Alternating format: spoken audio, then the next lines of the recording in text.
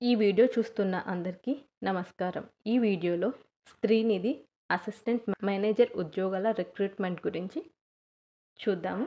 మొత్తంగా 170 assistant manager ఉద్యోగాలు అయితే ఉన్నాయి. దాని గురించి చూద్దాము.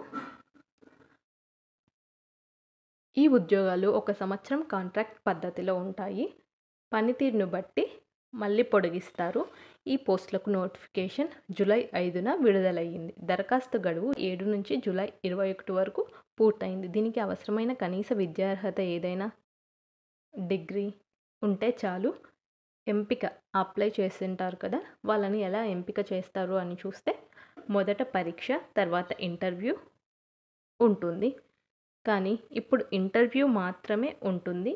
మార్కులను విద్యార్హతలను బట్టి కేటాయించారు. 10వ తరగతికి 10 మార్కులు, ఇంటర్మీడియట్కి 10 మార్కులు, డిగ్రీకి 30 మార్కులు, కంప్యూటర్ పరిజ్ఞానానికి 5 మార్కులు, పని అనుభవానికి 15 మార్కులు అదనంగా ఇస్తారు.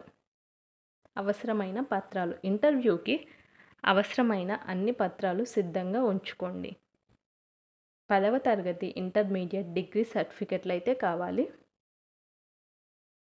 కులం, ఆదాయం, రేషన్ కార్డులు వంటి సర్టిఫికెట్లు. స్థానికంగా ఉన్నారని నిరూపించడానికి 4వ తరగతి నుండి 10వ తరగతి వరకు స్టడీ సర్టిఫికెట్లు, అనుభవం మరియు ఈడబ్ల్యూఎస్ సర్టిఫికెట్లు.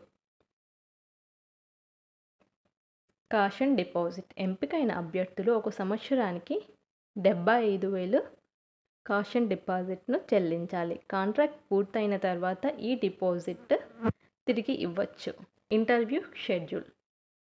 ఇంటర్వ్యూ షెడ్యూల్ ఈ నెల చివరి నాటికి శ్రీనిధి వెబ్సైట్లో పోస్ట్ చేయబడుతుంది.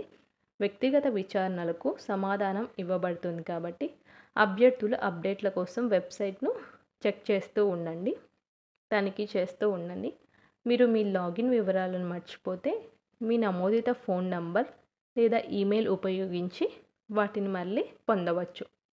ఇంటర్వ్యూకి ఎలా ప్రిపేర్ అవ్వాలంటే, ఇంటర్వ్యూకి సిద్ధమయ్యేటప్పుడు తమ సబ్జెక్ట్ పరిజ్ఞానం, రాష్ట్ర ప్రభుత్వ పథకాలు మరియు జనరల్ నాలెడ్జ్, రీజనింగ్పై దృష్టి పెట్టాలి.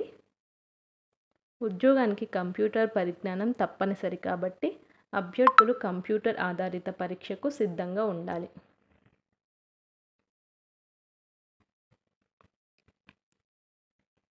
ఇలాంటి మరెన్నో సమాచారాల కోసం ఛానల్ని సబ్స్క్రైబ్ చేసుకోండి. Thanks for watching.